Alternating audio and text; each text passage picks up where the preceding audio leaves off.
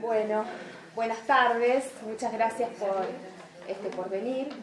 La verdad que para nosotros es un honor tener la posibilidad de presentar la revista Soberanía Sanitaria, específicamente el dossier de salud mental. Nosotros, básicamente, en principio, bueno, yo soy Adriana Ábalos y les voy a hablar en nombre del Consejo Directivo. Nosotros somos un distrito, el distrito 11 del Colegio de Psicólogos de la provincia de Buenos Aires, una institución generada a partir de una ley de la democracia, los albores de la democracia, en el 85. Nosotros un poco perforando el silenciamiento de la dictadura militar, de la dictadura cívico-militar, perdón, nos reencontramos con dos hechos fundamentales para nosotros que guían un poco los pasos a seguir en nuestra gestión. Uno tiene que ver con la instauración del 13 de octubre como Día del Psicólogo, esa convocatoria de la COPRA, la Confederación de Psicólogos de la República Argentina, en Córdoba, instaura la referencia del Día del Psicólogo como Día de Lucha, ¿no? Y esto es así de ese momento hasta ahora. Y por otro lado, nosotros propiciamos la recuperación del pensamiento nacional y latinoamericano, y en ese sentido, bueno, tratamos de recuperar grandes pensadores reconocidos internacionalmente, que luego fueron silenciados por la dictadura, ¿no? Así como la organización gremial fue desmantelada, desarticulada, perseguida, etc. También estos nombres se borraron de las currículas de las carreras. Afortunadamente, años después, la ley de salud mental retoma muchísimo de lo que estos pensadores planteaban. Tanto en su pensamiento antihegemónico como en su capacidad de generar prácticas humanas y humanizantes. Así que bueno, después de todo este recorrido, después de 30 años, más de 30 años, nos encontramos acá desde hace 2 años gestionando este distrito. Y bueno, básicamente nosotros nos planteamos en esta posibilidad de recuperar esa historia a partir de 3 ejes fundamentales de trabajo. La defensa de la Ley Nacional de Salud Mental, donde se institucionaliza el modelo social de la discapacidad nos interpela como trabajadores al abordaje de la salud mental en el marco del respeto por los derechos humanos, la defensa de las políticas de memoria, verdad y justicia, apostando a una sociedad, digamos, consciente de su pasado, en búsqueda de la verdad, y también ocupada en condenar a los responsables para evitar la repetición de la historia, básicamente. Y por otro lado, el otro eje que atraviesa todos nuestros espacios de trabajo tiene que ver con el eje gremial, que es digamos una impronta que nos habilita nuestra legislación profesional y que de hace 2 años a la fecha, imagínense digamos el tamaño que tomó. A partir de este eje nosotros hemos multiplicado los esfuerzos para acompañar y ocupar los distintos espacios de conflicto, los distintos espacios de lucha colectiva, y ahí articulamos con organizaciones gremiales, otros colegios profesionales, organizaciones sociales, y bueno, y siempre con este señalamiento, ¿no? Que la pérdida de trabajos, la caída de programas que generaban pérdida de trabajo, también lo que generan es pérdida de derechos por parte de la ciudadanía, que no acceden a la salud. Así que bueno, nosotros retomamos esta capacidad de organización y lucha de los históricos que nos precedieron, Y también queremos discutir el modelo sanitario y las políticas públicas para que las personas tengan acceso a la salud en general y a la salud mental en particular. Nosotros creemos profundamente que la neutralidad no debe guiarnos. La neutralidad, la abstinencia, digamos, son aspectos que los reservamos para el marco de la clínica, para el dispositivo de la clínica, pero que tenemos la responsabilidad ética de tomar posición en relación a los conflictos sociales, la realidad social y política que nos rodea. Y también en relación a la producción académica, a las usinas de conocimiento, porque en general están atravesadas por un pensamiento hegemónico que busca vaciarlos de ideología. Así que bueno, nosotros queremos dar esa discusión, queremos articular con otros sectores y bueno, la presentación de esta revista va en esa vía, ¿no? Y también creemos que tenemos que salir de las academias, no abandonar la academia, sino salir, que digamos nuestras políticas y nuestras prácticas puedan transformar profundamente al ser humano y a la comunidad. Así que bueno, en eso estamos y bueno, la idea es poder construirlo entre todos y todas. Les voy a presentar esta mesa que es amplia, falta un exponente que está viniendo de Cava, de Capital, que es Xavier Oñatibia. Pero bueno, acá nos acompaña Liliana Alvarado, que ella transitó por estos espacios varios años, hemos compartido algún tiempito. Liliana es una colega que ahora está participando del espacio de salud de ATE Verde y Blanca. La compañera de trabajadora social, vicedecana de la Facultad de Trabajo Social de la UNLP, con quien también nos cruzamos muchísimas veces. El compañero Mario Boronowski, el licenciado Mario Boronowski, de la Comisión de Salud del Instituto Patria, Mario Burgos también, psicólogo. Atamdos, acá hay gente que se referencia con Atamdos, y el ex ministro de Salud de la Nación, y futuro ministro tal vez, de la Nación, Atamdos también, médico sanitarista, Daniel Goyán.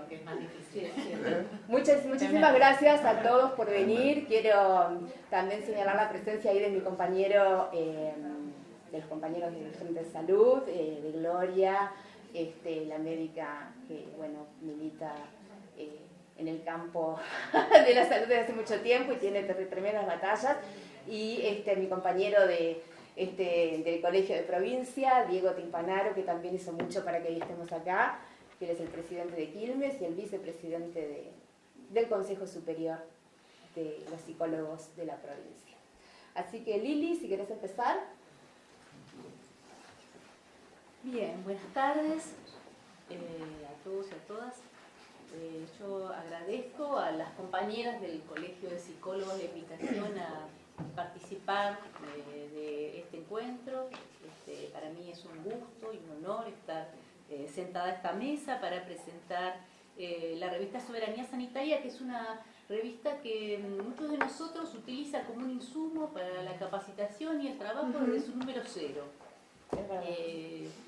Elegí para compartir con ustedes algunos ejes que atraviesan la revista. Ustedes al abrirla, quienes todavía no han tenido acceso a ella, se van a encontrar, la están repartiendo, ¿no? Está bien. Se van a encontrar, tenemos revistas. Bien. Con una foto de Carrillo en su infancia. La presencia de Carrillo en el inicio de la revista nos anuncia la orientación que tendrán los textos que vamos a leer. Hay una afirmación que podemos encontrar en el libro Teoría del Hospital, que Carrillo escribió en el año 51, que de alguna manera está presente en cada uno de los artículos. Él ahí dice que los problemas de la medicina como rama del Estado no podrán ser resueltos si la política sanitaria no está respaldada por una política social. Del mismo modo que no puede existir una política social sin una economía organizada en beneficio de la mayoría. Esta mirada orientada por la determinación social de la salud aparece una y otra vez recorriendo la revista. Por ejemplo, cuando se habla de consumo problemático, Carlos Damín escribe que las problemáticas sociales muchas veces originan el consumo de sustancia y no al revés. Él dice, no es el Paco lo que lleva a la gente a la calle, sino la calle lo que lleva a la gente al Paco. Cuando se habla de políticas de sufrimiento, Andrea Vázquez dice que con trabajo un sujeto tiene menos posibilidades de aislarse, más posibilidades de producir y mantener sus lazos sociales y menos posibilidades de tener un consumo problemático. Cuando yo leía la revista, pensaba en cómo se pone en juego esta cuestión de la determinación social, cómo se pone en juego en nuestra práctica. Cómo muchas veces conocer la teoría no alcanza para orientar nuestras intervenciones. Y me venían a la mente algunos ejemplos del hospital. Indicaciones, o sea, médicos que indican medicamentos o que indican planes alimentarios sin tener en cuenta si el paciente va a poder comprar lo que están indicando. Y algo más cercano a mi práctica, en el servicio de salud mental. Hace varios años se discutía los criterios acerca de la permanencia de un paciente en el servicio, ¿no? Como que hay un problema entre la oferta y la demanda, donde hay mucha demanda y pocos trabajadores en el servicio, apareció una regla que había que cumplir, que se intentaba que cumpliéramos, que era si un paciente faltaba más de 2 veces consecutivas, quedaba fuera. Esta regla, algunos profesionales la tomaban de manera flexible, atendiendo a la particularidad del caso, como corresponde decir en nuestra profesión. Otros compañeros y colegas la tomaban de manera absolutamente inflexible. Entonces, si un fulano faltaba 2 veces, quedaba fuera. Claramente desconociendo que muchos de nuestros pacientes no van a veces a una consulta, tienen que ir todas las semanas porque no tienen para pagar el micro, no tienen con quién dejar a los chicos, no pueden faltar al trabajo. Bien, ahí hay un problema en muchos de nosotros en esta cuestión de articular la teoría con la práctica. Otro eje que atraviesa la revista es, por supuesto, en muchos artículos, sobre todo en el dossier de salud mental, la mención a la ley de salud mental como una ley con amplio reconocimiento internacional que define la salud mental como un proceso multideterminado, dinámico y complejo, y considera que su preservación y mejoramiento tiene que ver con una construcción social y con la concreción de derechos humanos y sociales. Es decir, que entiende a la salud mental no como una variable propia de cada individuo, sino que se encuentra entramada con las condiciones y los modos de vivir de una sociedad. Desde esta perspectiva podemos pensar que una sociedad más justa e inclusiva favorece la salud mental de las personas que la conforman. En cambio, los miembros de una sociedad individualista, poco solidaria, con un Estado que no reconoce los derechos de sus ciudadanos, tendrán mayores indicadores de sufrimiento mental. Vale mencionar que existe en estos últimos años de nuestro país un franco retroceso en el cumplimiento de la implementación de la ley. Las políticas de salud no están en sintonía con la implementación de esta ley.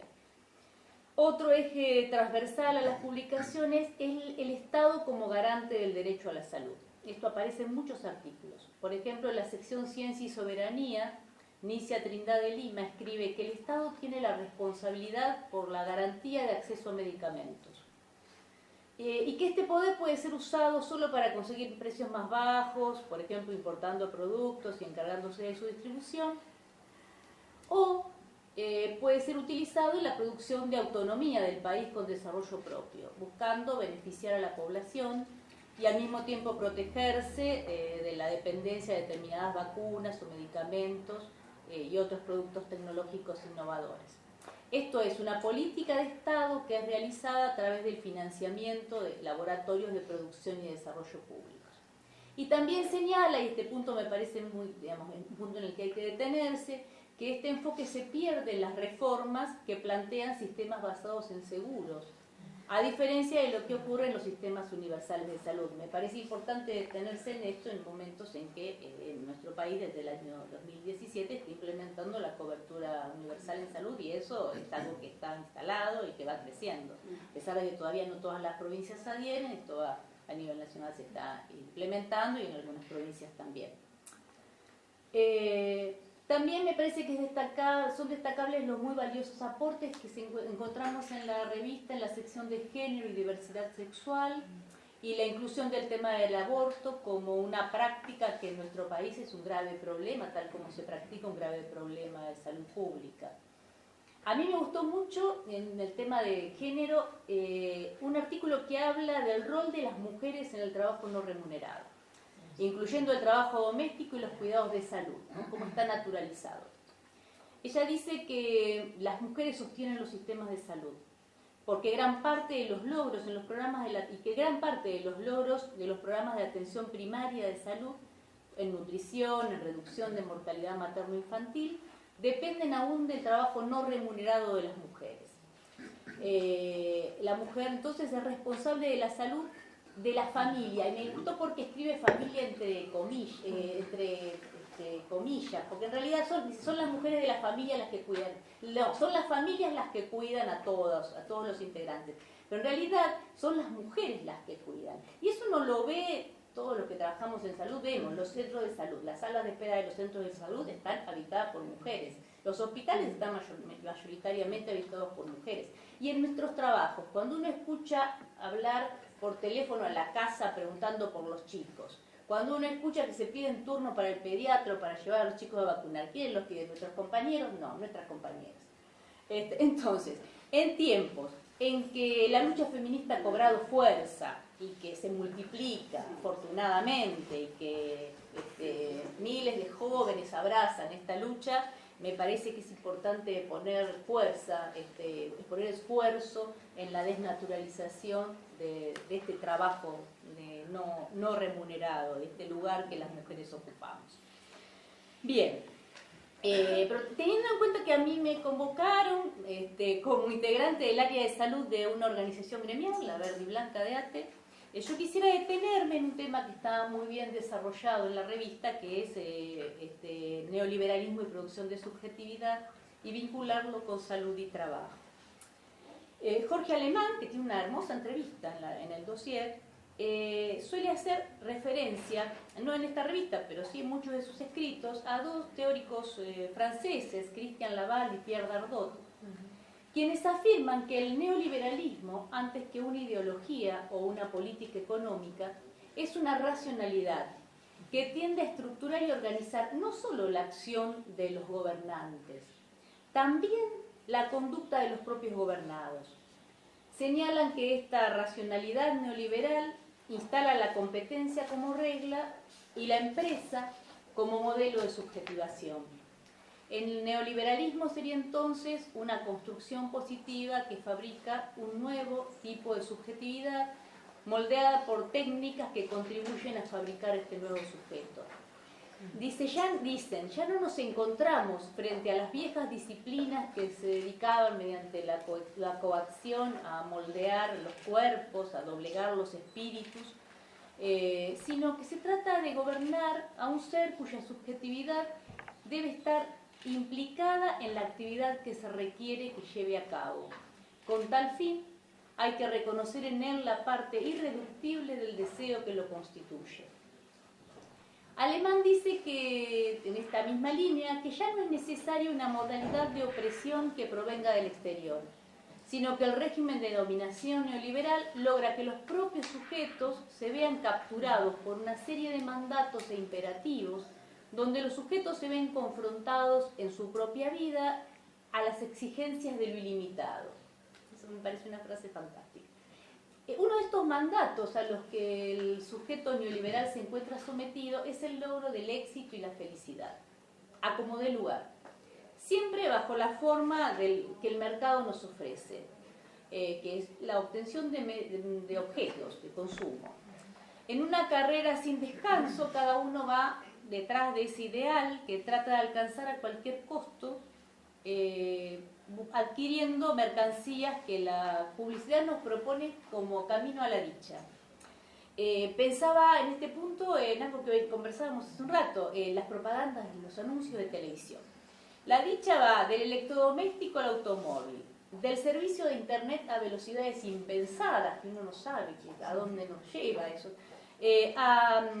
a bebidas alcohólicas, la cerveza que nos garantiza la fiesta permanente y el encuentro con el partener, también nos garantiza eso. Si tomamos una cerveza nos vamos a encontrar novios. Del producto de limpieza que nos convierte en amas de casa radiantes, por supuesto siempre modositas, con media cola y blusita celeste. Parece que las mujeres despampanantes no limpian la casa. Al fármaco que nos...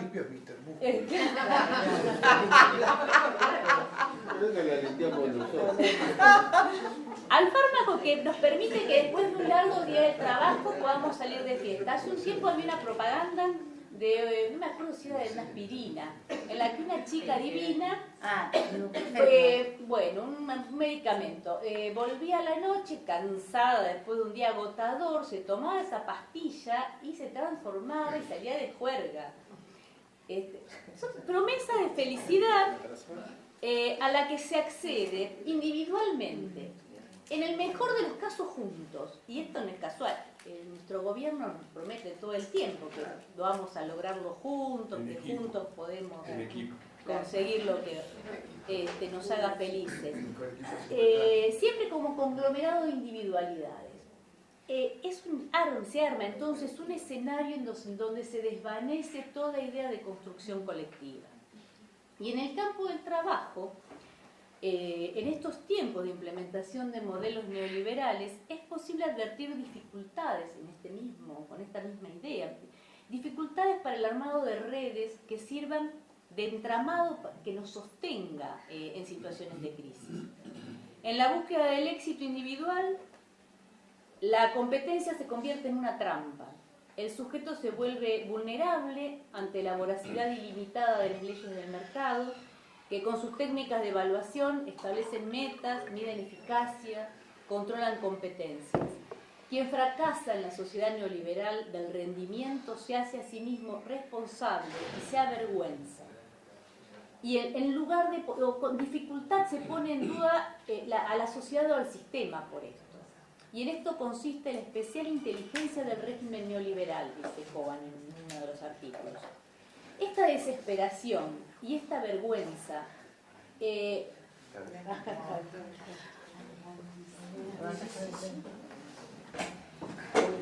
ya te presentamos. Esta desesperación y esta vergüenza la escuchamos en nuestros consultorios, la escuchamos en el hospital. En hombres, sobre todo en hombres que ven peligrar su trabajo o que han perdido su trabajo. Ante la amenaza de continuidad de la caída del empleo, los despidos, las suspensiones, el aumento del cuentapropismo, esto que nos venden con que nos quedamos sin trabajo y podemos poner la parrillita en la puerta porque somos emprendedores, el kiosco. Ante todo esto, lamentablemente, no todos comparten el punto de vista según el cual las víctimas de este proceso también son víctimas de una injusticia. Christophe Dejoux, muchos de nosotros lo conocemos, es un psicoanalista francés que es especialista en cuestiones laborales, dice que en muchos ciudadanos hay una disociación entre sufrimiento e injusticia. Y esta disociación, este clivaje es grave.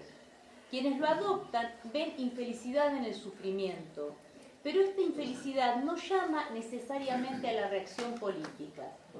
Puede justificar la compasión, la piedad o la caridad, pero no desencadena necesariamente una convocatoria a la acción colectiva. El sufrimiento, dice Dejoux, suscita un movimiento de solidaridad y protesta solo en caso que se establezca una asociación entre la percepción del sufrimiento propio o ajeno y la convicción de que dicho sufrimiento es causado por una injusticia. Jorge Alemán, de alguna manera, dice esto, lo dice así, dice que se ha desconectado el malestar social de la transformación política, que no hay un puente necesario entre esas dos cosas.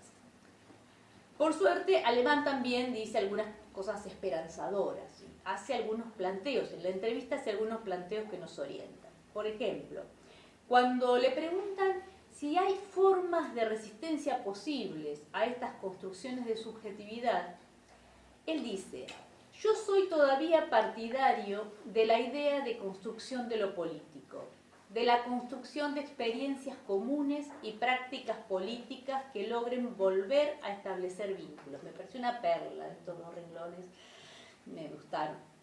Y bueno, para terminar, y siguiendo con este planteo alemán, yo quiero compartir con ustedes un fragmento de una entrevista que en el año 71 le hicieron a Noam Chomsky y a Michel Foucault. Cuando el periodista le pregunta a Foucault, le pregunta por qué le interesa tanto la política, Foucault responde: ¿por qué no debería interesarme? Es decir, ¿qué ceguera, qué sordera, qué densidad de ideología debería cargar para evitar el interés por lo que probablemente sea el tema más crucial de nuestra existencia? Esto es, la sociedad en la que vivimos, las relaciones económicas dentro de las que funciona y el sistema de poder que define las maneras, lo permitido y lo prohibido de nuestra conducta. Después de todo, la esencia de nuestra vida consiste en el funcionamiento político de la sociedad en la que nos encontramos.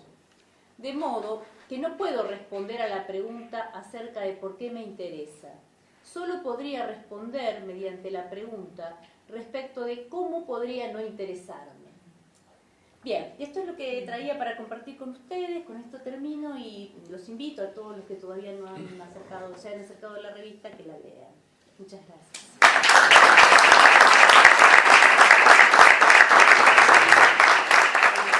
Sí, yo organicé la exposición alrededor de tres ejes, o de tres núcleos, que podría titular más o menos así. El primero tiene que ver con la ética, el segundo tiene que ver con la ley y el orden simbólico, y el tercero tiene que ver con, o nos llevaría al terreno de la clínica, es decir, al terreno del trabajo que nos compete como laburantes del campo de la salud mental, ¿sí?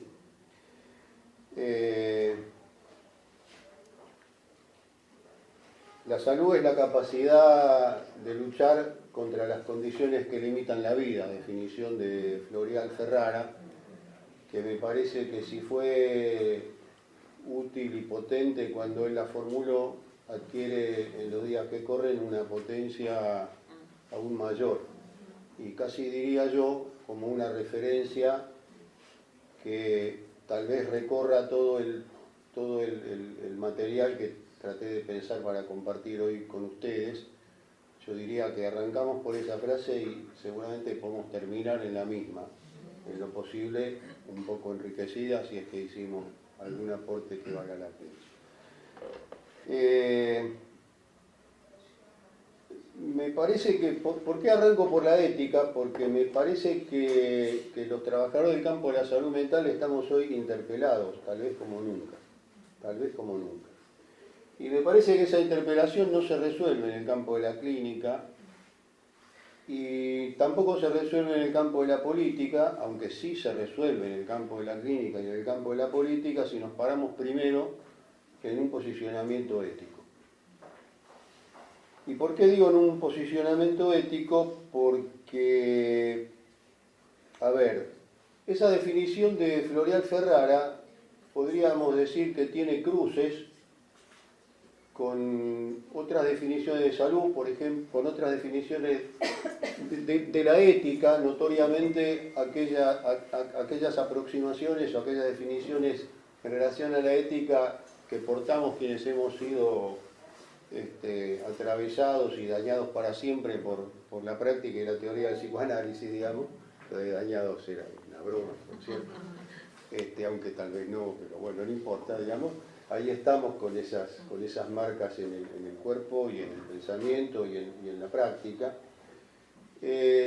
porque de última se trata de ampliar los horizontes de la vida, Digamos, me parece que si algo define la práctica en el campo de la salud mental y también en el psicoanálisis, aunque no solamente, es esta idea de ampliar los horizontes de la vida y tratar de abrir aquello que permanece encerrado, tratar de buscar nuevos caminos para aquello que aparece girando sobre sí mismo, ganar finalmente la pelea contra las fuerzas de la muerte, del olvido, de la desaparición, de aquello que muestra las garras sin mostrar de dónde viene y qué origen tiene.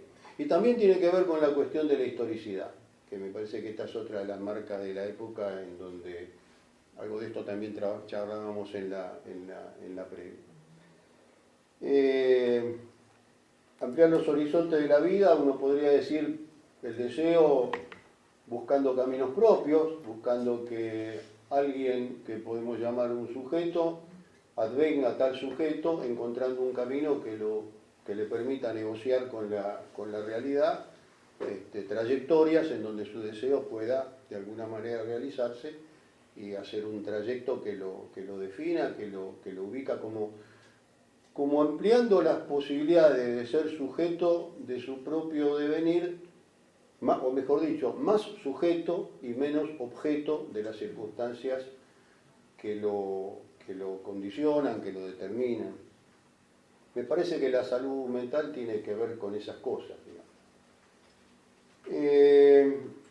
En ese sentido, como bien decía Adrián al comienzo y Lilian después, la ley de salud mental es un organizador indispensable y no voy a ampliar el artículo que a mí me invitaron a escribir en la revista, tiene que ver con la ley, pero voy a dar por supuesto que entre los que estamos acá, este es un piso sobre el cual no hace falta volver, no hace falta abundar. No estaría dispuesto hoy a discutir con nadie sobre la vigencia o no de la ley, sobre la pertinencia o no de abrigarnos en el marco que la Ley Nacional de Salud Mental y la Ley Provincial han fijado. Damos eso como un pacto entre nosotros, que esto de hecho es así y lo compartimos.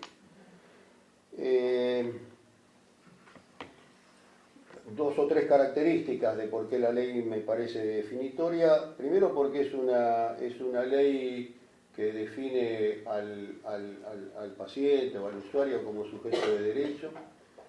Y no es poca cosa, porque colocarlo como sujeto de derecho lo sustrae del campo de objeto de prácticas profesionalistas que se apropian del padecimiento para su propio desarrollo, que es lo que define los devenires de la ciencia en el campo del capitalismo, es decir, espacios de realización profesional, espacios de campo en el cual alguien se apropia para prestar un servicio que un otro necesita, fijándole las reglas de juego a la cual debe someterse. La ley de salud mental, al decir, es interesante porque muchos sectores, notoriamente de la psiquiatría, pero no solamente, pero básicamente de la psiquiatría, la crítica retorcida y cientificista que le hacen a la ley, dicen, no, pero esa es una ley de derechos humanos, pero no entiende nada de la ciencia. Es muy interesante eso, porque decir que es una ley de derechos humanos como descalificación es la confesión de aquello de lo cual el manicomio es el paradigma más notorio, que es un espacio sustraído a la ley. Es un espacio donde pueden pasar cosas que ninguna ley nos permite. Es lo que Hagan y otros han teorizado como estado de excepción. Es un lugar donde los sujetos que están sometidos a ese poder están sustraídos de toda legalidad.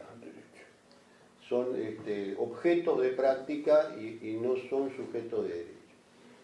Dicho esto, uno podría rescatar que el trabajo de la salud mental tiene que ver en el marco de la ley con una referencia al padecimiento o a la discapacidad desde un lugar en donde se acompaña y se cuida. Se acompaña y se cuida. Lo cual nos lleva a las raíces tal vez más interesantes y más nobles, digamos, de la práctica médica también. Tiene que ver con estas cosas. Acompañar, cuidar a alguien, ampliar los horizontes de la vida allí donde el padecimiento opera limitando la potencia y la posibilidad de la vida. cruzando a Floreal, que ya es un clásico, con otros clásicos y otras tradiciones. Y ahí tenemos un problema y entramos a este segundo eje que yo planteaba, que tiene que ver con la cuestión de la ley y del orden simbólico en el neoliberalismo. Yo anoté neoliberalismo acá cuando lo dijo Lilian, estaba supuesto, yo no había puesto el nombre ahí, dije, claro, es el orden simbólico y es la ley en el marco de la hegemonía neoliberal. Porque todas estas cosas, desde el proyecto cientificista hasta sus versiones humanistas, en las cuales podemos compartir, son todas hijas de la modernidad, son todas hijas de lo que podemos llamar, Fernando Ulloa llamaba el proyecto moderno. Es un proyecto que, junto con la hegemonía de las relaciones capitalistas de producción, tiene a su lado la idea de la ciudadanía, tiene a su lado y en paralelo, no se supone, guarda con que hay mucho para conversar, que por ahí no es el tema del día, digamos, no son lo mismo, digamos, liberalismo económico y liberalismo político han caminado como si fueran hermanos, pero hoy se está revelando con absoluta claridad que son no solo no marchan en paralelo, no solo no hacen sinergia, sino que son contradictorios entre sí, pero ese contrato, digamos, ese contrato social que supone a un humano ciudadano, a un hombre ciudadano, hoy por supuesto no hace falta que lo aclaremos aquí, pero hombres, mujeres, etcétera, etcétera, pero a un ser humano ciudadano, porque ese pacto social supone la igualdad de derechos, supone la igualdad de los derechos humanos primero, desde 1789 en adelante, los derechos políticos después, y los derechos sociales más luego. Entre otros, el derecho a la salud. Tengo una mala noticia, ese paradigma está cayendo estrepitosamente. Lo que está cayendo es el paradigma de la modernidad. Lo que está cayendo es el paradigma de la igualdad de derechos. Lo que está cayendo, Lilian daba varios ejemplos en relación a eso, es esta idea compartida que aún con la hipocresía de negar la lucha de clases, la diferencia social, aún desde la hipocresía, la corrección política obliga a hacer como que todos los hombres y mujeres somos iguales en derechos y tenemos los mismos, digamos, ¿no? Los derechos humanos, derechos políticos, derechos sociales, derecho a la salud, entre otros. Bueno, esto no está siendo así, esto está siendo desmentido día a día por la hegemonía neoliberal. Y esto nos pone a nosotros, trabajadores del campo de la salud, nos interpela en el núcleo de lo que hacemos, nos interpela en nuestro propio ser y en nuestra propia posibilidad de realizar aquella práctica alrededor de la cual hemos generado nuestras vocaciones, nos hemos juramentado para realizarla dentro de determinados marcos éticos. El fin de este paradigma de la igualdad tenía, también lo mencionaba Lilian hace un rato, la idea de que el Estado era un garante.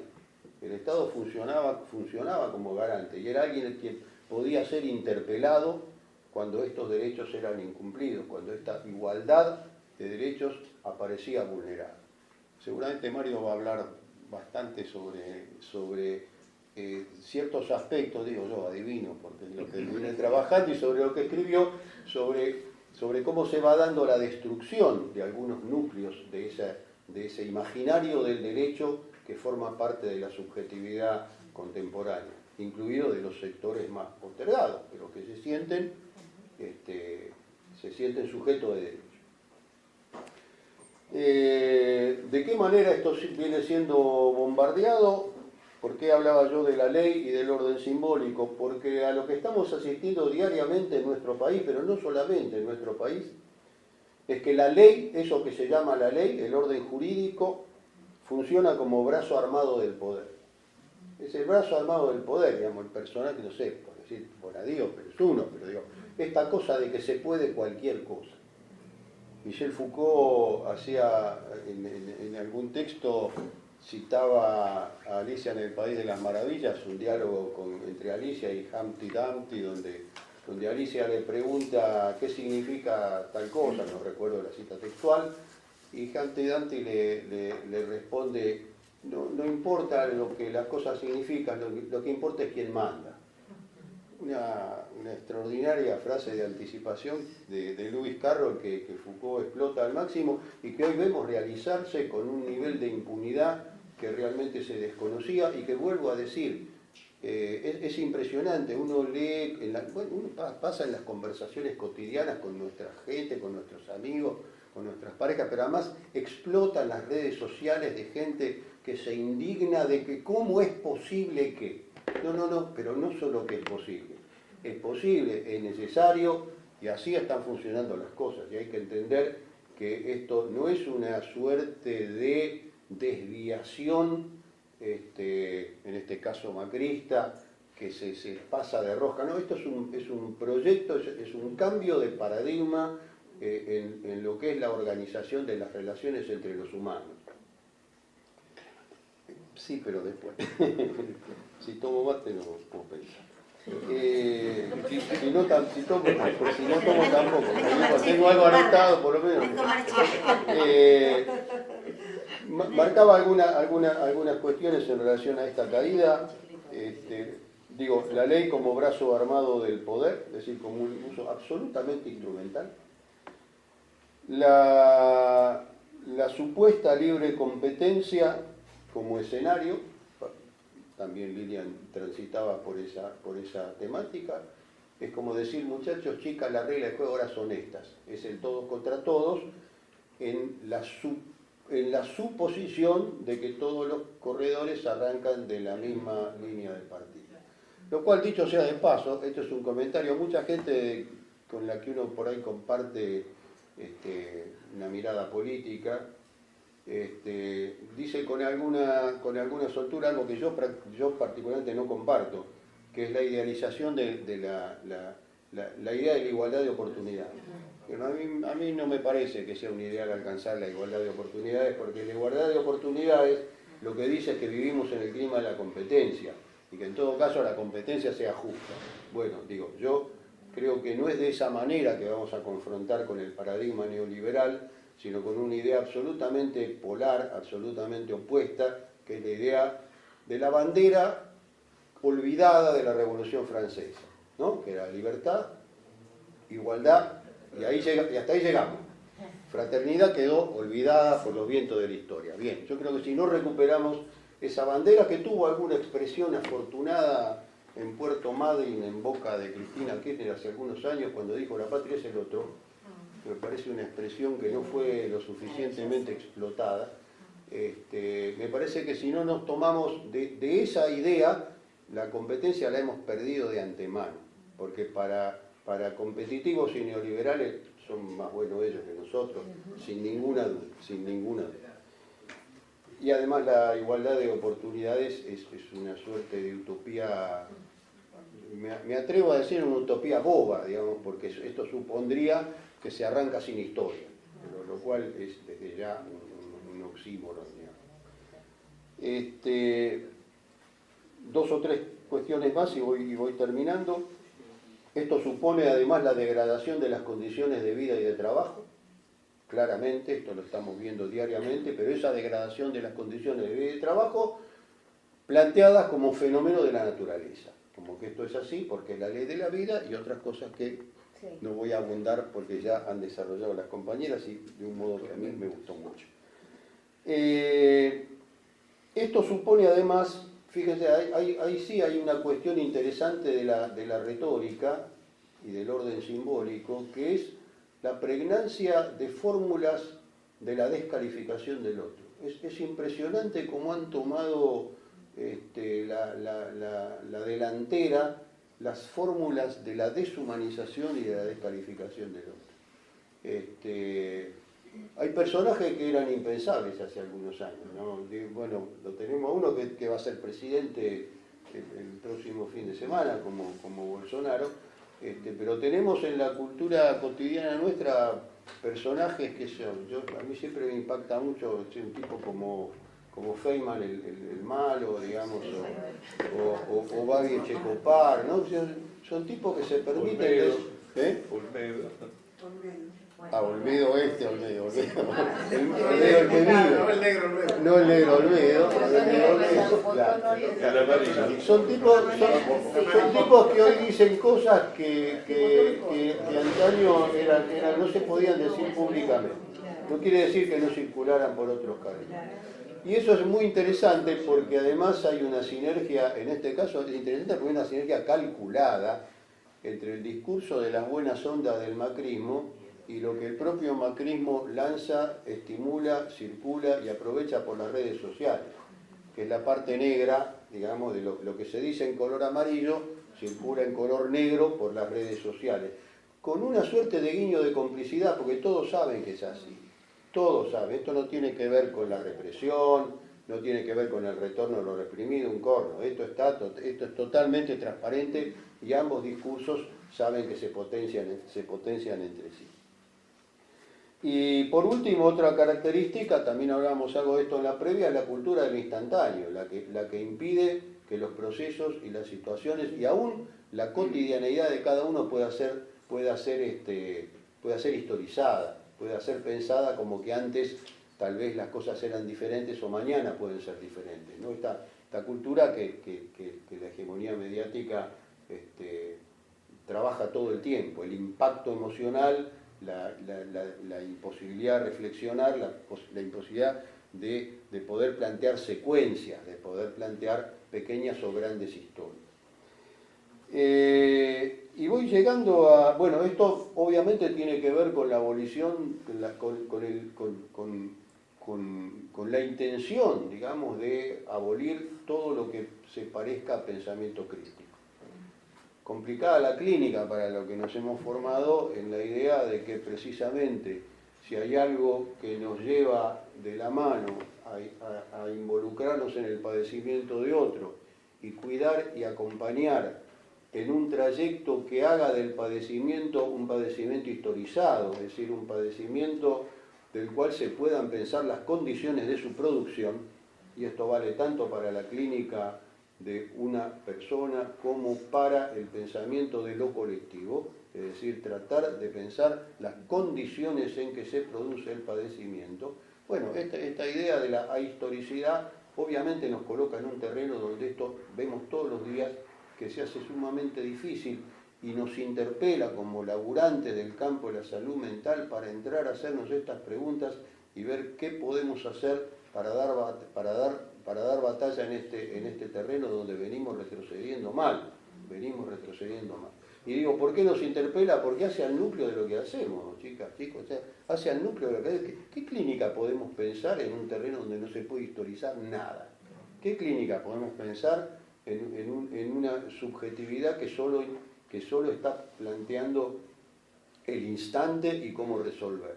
Estamos complicados, pero digo, es una pregunta que creo que debería ser estimulante para nosotros. Por último, de la ética a la política y a la clínica, me parece que en este sentido hay una suerte ahí sí también de nudo Borromeo, donde no creo que sea posible suprimir alguno de esos anillos. Me parece que si se suprime uno de esos anillos, se caen los otros dos. Si no pensamos la clínica, ¿en qué pensamos? Si esto es nuestro laburo. Si no pensamos la clínica atravesada por la política, no entendemos nada de las condiciones de producción en donde un sujeto acude a buscar, o nosotros vamos a intentar acompañarlo en su padecimiento y cuidarlo en su padecimiento.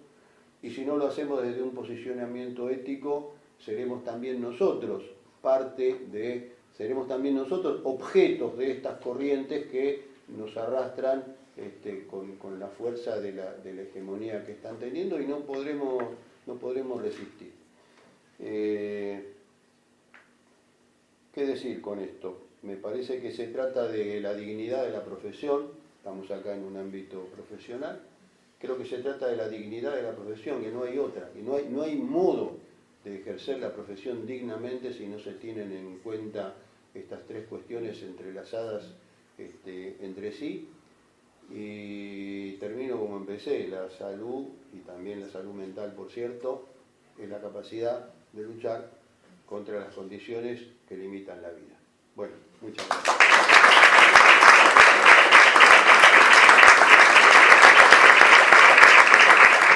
Bueno, gracias por estar acá. Cuando escribí el artículo que bueno, los que llevan la revista van a ver, pasa con el macrismo algo interesante, es decir, uno queda desactualizado rápido. Pero bueno, hay de todo un poco. La primera, es decir, me gustaría partir de un ejemplo, es decir, nosotros estamos en el día 1013 de la detención de Milagro Sala. Es el día 1013, estuve sacando cuenta un rato, me dio.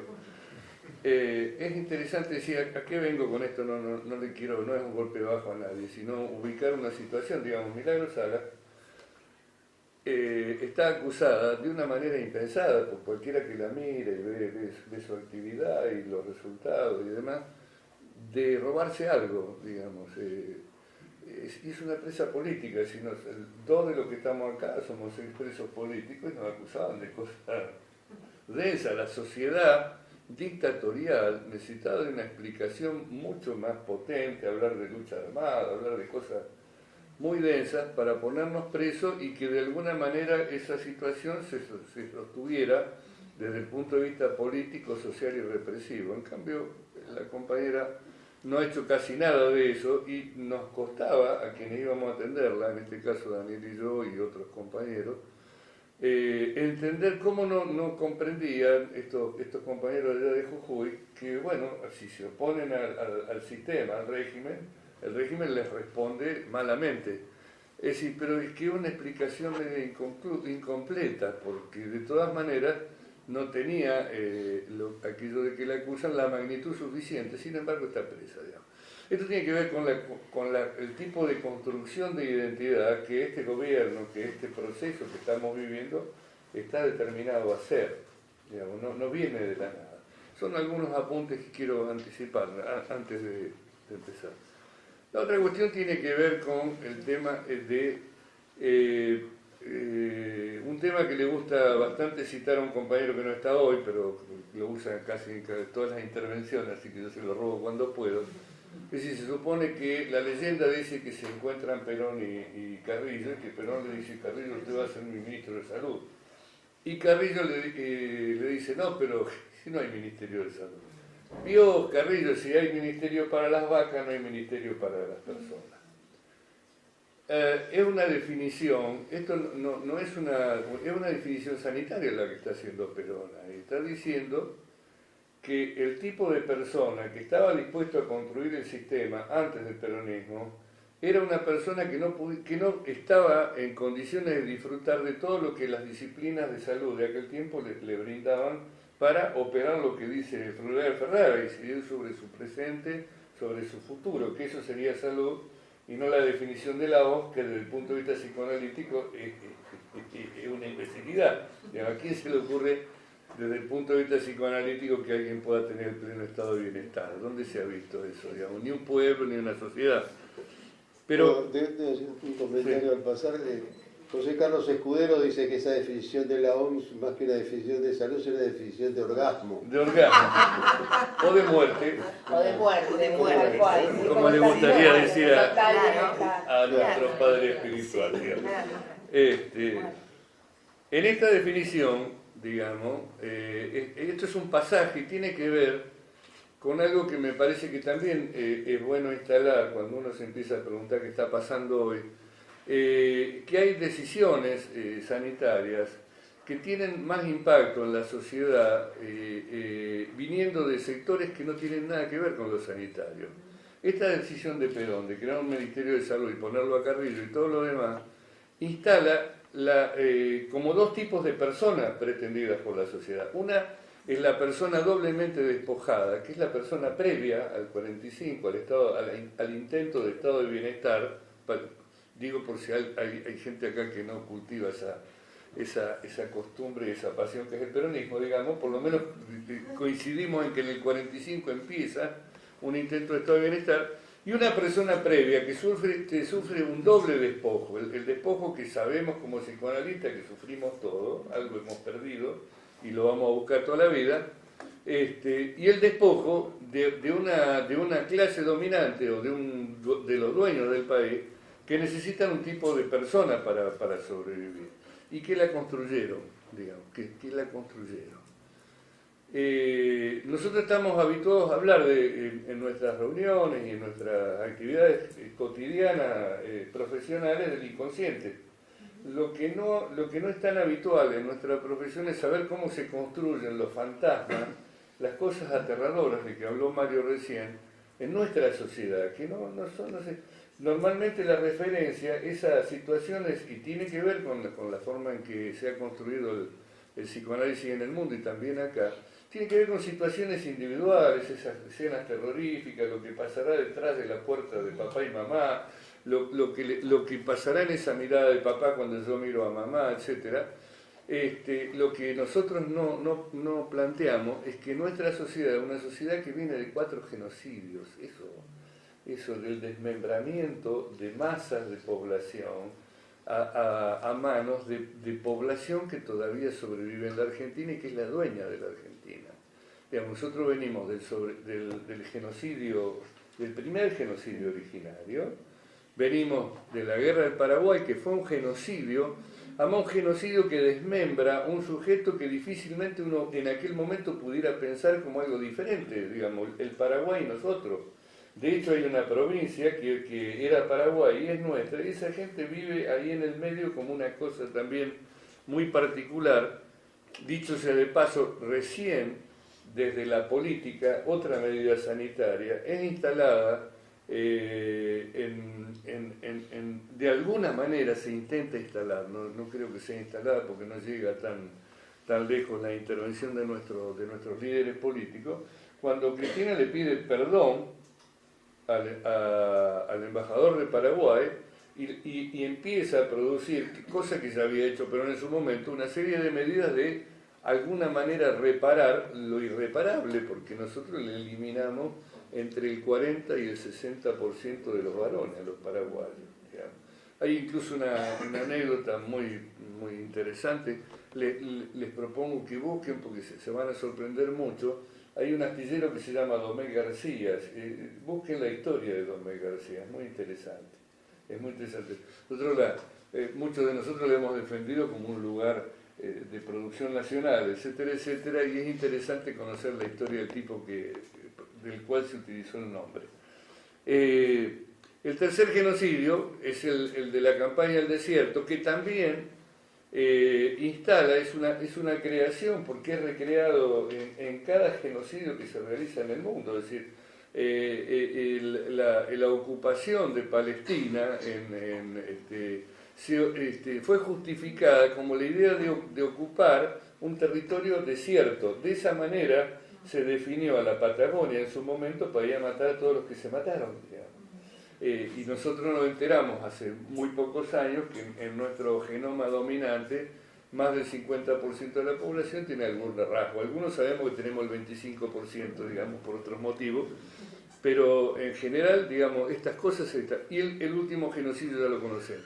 ¿A qué viene esto de los genocidios?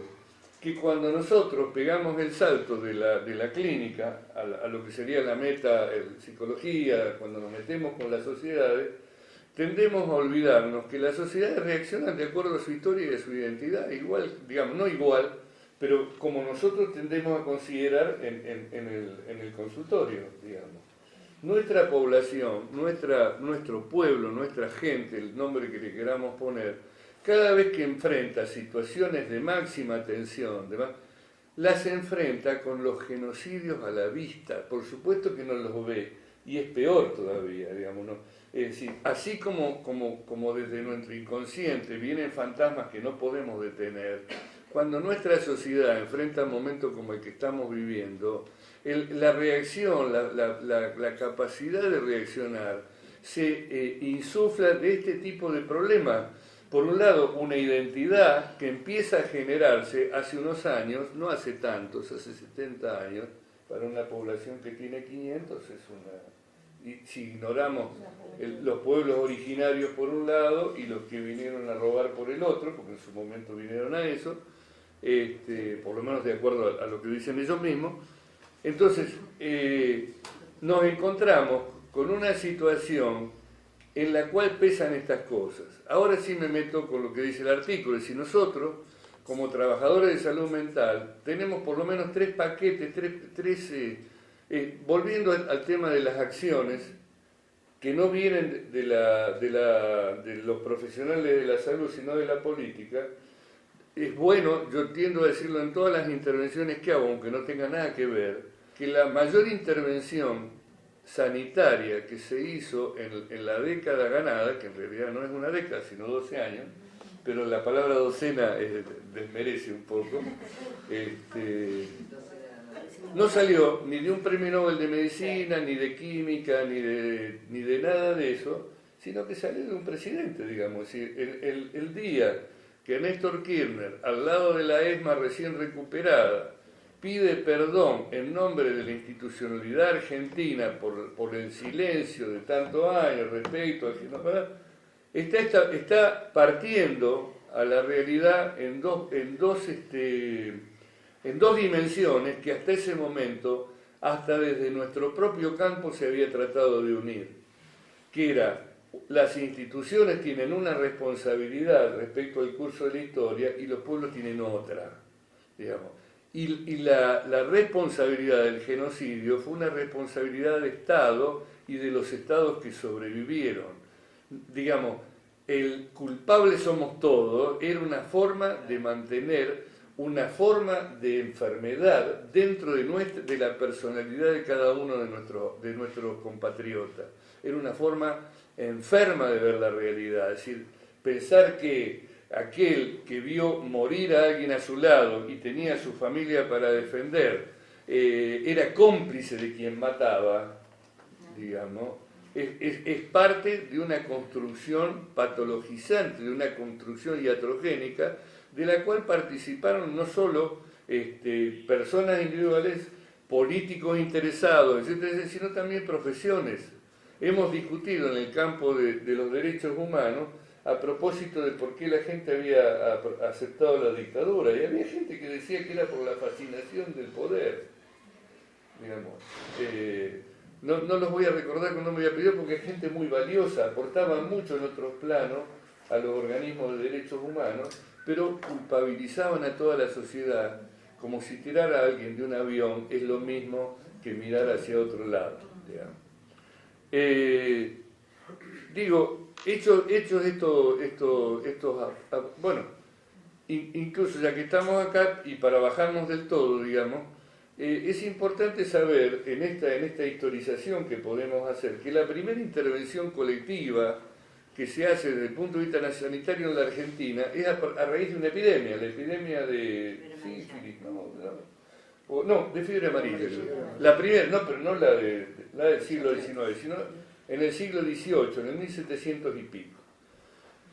¿Qué dice la corona española? Ordenamos que se investigue la cantidad de personas afectadas y los efectos que esto tuvo, porque reduce la cantidad de aportantes de impuestos, digamos. Es decir, y esto, me parece que vale la pena introducirlo, porque si no nos construimos, digamos, otro de los padecimientos que suelen tener nuestras profesiones es suponer un mundo ideal del cual nos estamos cayendo y no reconocer que las situaciones que vivimos tienen una historia. Existió la Revolución Francesa, ahora Napoleón llevó a millones de europeos a la muerte con tal de saquear toda Europa con la justificación de la República. Las dos cosas salieron del mismo lugar. Existió la Revolución Francesa y en el año 48 la burguesía francesa permitió que entrara el ejército alemán a reprimir, porque sus soldados no querían reprimir la Comuna de París. Esto pasó en los mismos lugares. Esto de libertad, igualdad y fraternidad son construcciones, pero todo va y vuelve. En la Argentina, San Martín, Belgrano, Castelli, creían que los originarios eran hermanos.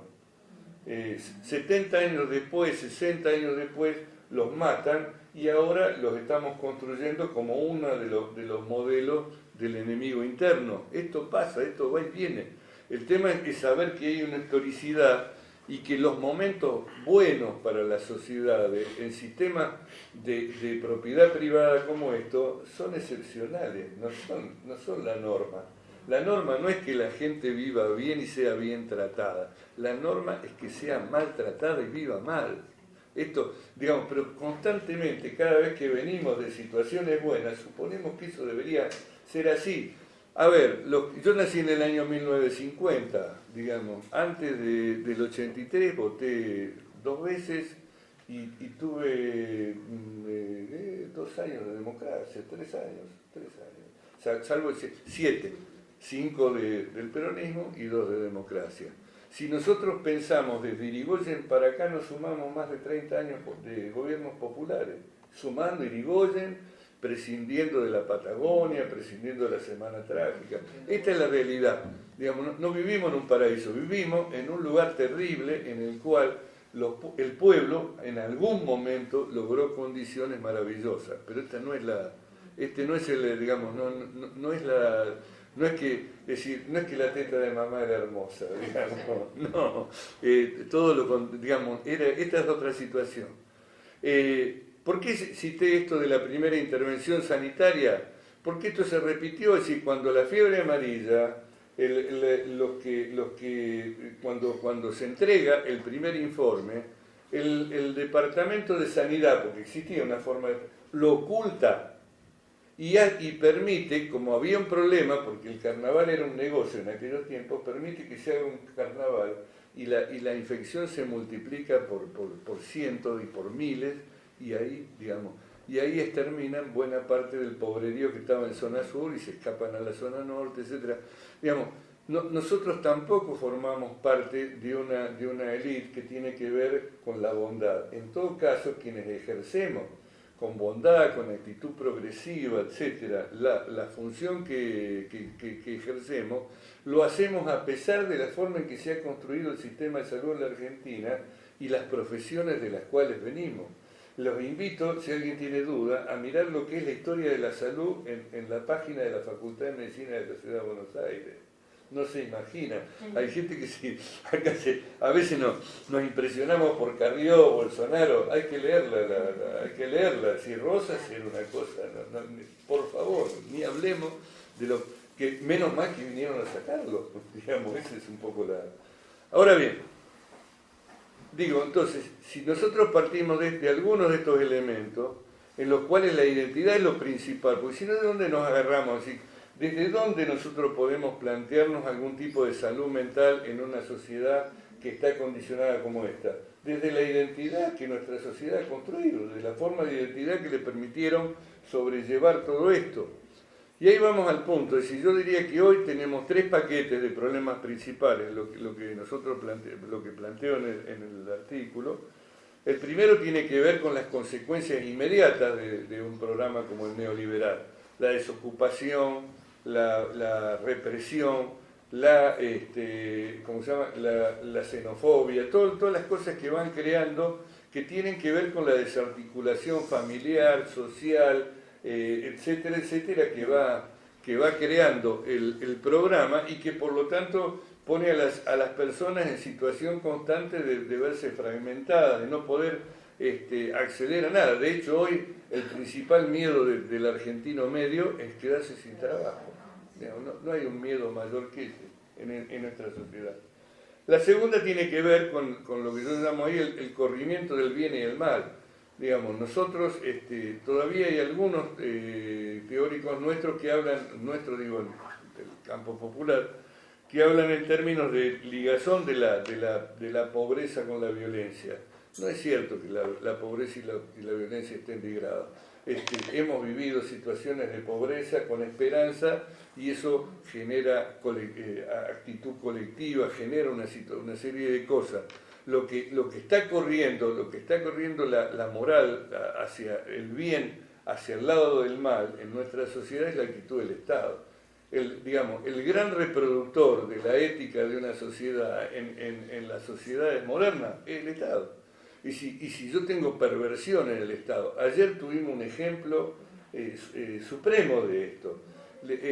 Nosotros veíamos cómo los policías se encapuchaban, veíamos cómo los policías ponían barretas al lado de un compañero tirado en el piso con un policía arriba para que eso sirviera de prueba, para llevarlo preso, y en el mismo momento, en otro canal, el ministro tanto o el secretario tanto explicaba que se había formado grupos para impedir que funcionara la democracia, y digamos, sin ningún problema.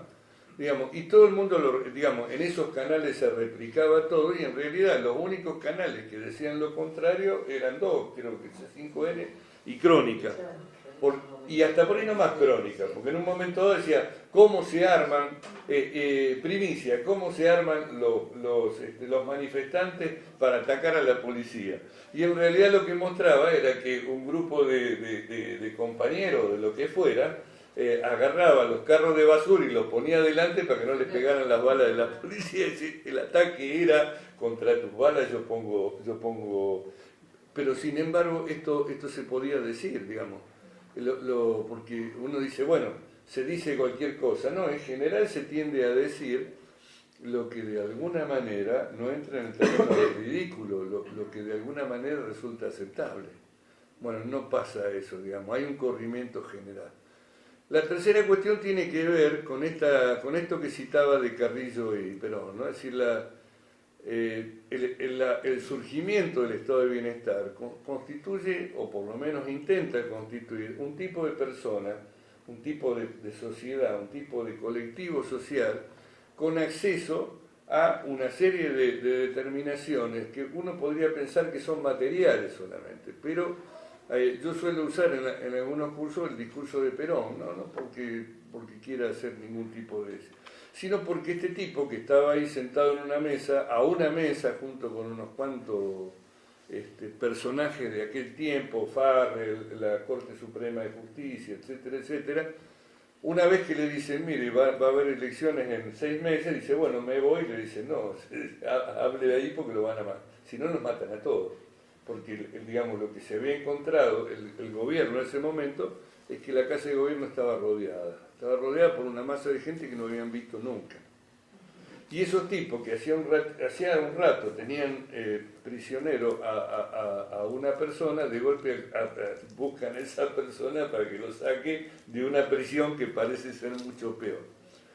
Ahora, todo esto es político, ¿no? Lo que no es político es que esta persona salga y le diga a esa gente que no tenía ni Ministerio de Salud y que era menos que las vacas, ¿ya? Le diga, sobre la unidad de ustedes descansa la República y la democracia y el futuro de la Argentina. Es decir, esto es lo que le dijo cuando salió. Es probable que Perón haya estado mucho tiempo pensando. Todos nosotros alguna vez pensamos que íbamos a decir algo brillante y maravilloso. Ahora, el tipo lo hizo en 20 metros y seguramente no era eso ni lo que pensó antes, cuando era chico. Mientras nos hizo cantar el himno. Claro, mientras lo hizo cantar el himno y qué sé yo, les dice... Es decir, yo tengo una anécdota, disculpen que esto sea autorreferencial. Un día, mi viejo era de pocas palabras, como eran los padres de aquel tiempo. Era obrero petrolero, después se hizo enfermero y hablaba poco de política. La primera vez que habló de política, alguien nombró en la radio a Patrón Costas. Y a mi viejo se le cambió la cara, a mí me impresionó. Y entonces señaló, como yo señalaría frente a un sobrino mío el televisor y le diría, mirá Messi lo que hizo, señaló la radio, digamos. Pero bueno, en aquel tiempo era así, la radio tenía más importancia que la televisión. La señaló así, ese tipo dijo que nosotros teníamos que andar de overol y alpargata. Y no dijo más nada. Pero señaló un tipo de persona, es decir, me marcó, miren, tengo 68 años, lo debe haber dicho cuando yo tenía 8, 9 años. Y no se me borró más. Bueno, a ese tipo de persona... que Patrón Costas efectivamente dijo que tenía que andar de overol y de alpargata para que se lo distinguiera de la gente de bien, textual. Patrón Costas era lo que sería hoy Brown Menéndez, Blaquier, ese tipo de gente, era de Jujuy, incluso, Patrón Costas. De Salta. Y además pariente de Blaquier también. Sí, por supuesto, ese tipo de gente, digamos. A esa gente le dijo que sobre su unidad descansaba el futuro de la Argentina. Y con esto además construyó un puente. Nosotros somos, digamos, trabajadores de salud mental, sabemos lo que es la resignificación. ¿Con qué construyó un puente? Con 1810, con una forma plebeya de democracia que nunca se dejó de instalar en la Argentina. La suposición de que los desarrapados, el pueblo, tiene que tener algo que ver con la cosa pública. Esto que Zizek llamaba, Zizek, un tipo que a veces tiene buenas ocurrencias, entre muchas malas, que dice, nosotros tenemos una definición para la inclusión de los excluidos en la cosa pública. Democracia, un nombre, digamos, para la democracia, la inclusión. Y yo creo una definición maravillosa, digamos. Este país nace de esa manera, con esa forma identitaria. Si yo me meto, este país va para un lado. Después vinieron cosas, por supuesto, vino el triunvirato, a San Martín lo declararon, ¿cómo se llama?, traidor a la patria. A Belgrano también. A Belgrano también, a Perón también, digamos, todas estas cosas pasaron. Pero hay una construcción que cierra, hay como una... Hay, diría Lacan, un nudo, un capitonado, entre el 17 de octubre y ese momento, que le dice a la gente que el futuro del país depende de ello. Y nosotros tenemos que partir de esa identidad. Este gobierno viene a romper con esa identidad. Por eso estoy citando toda esta cuestión que puede parecer meramente política.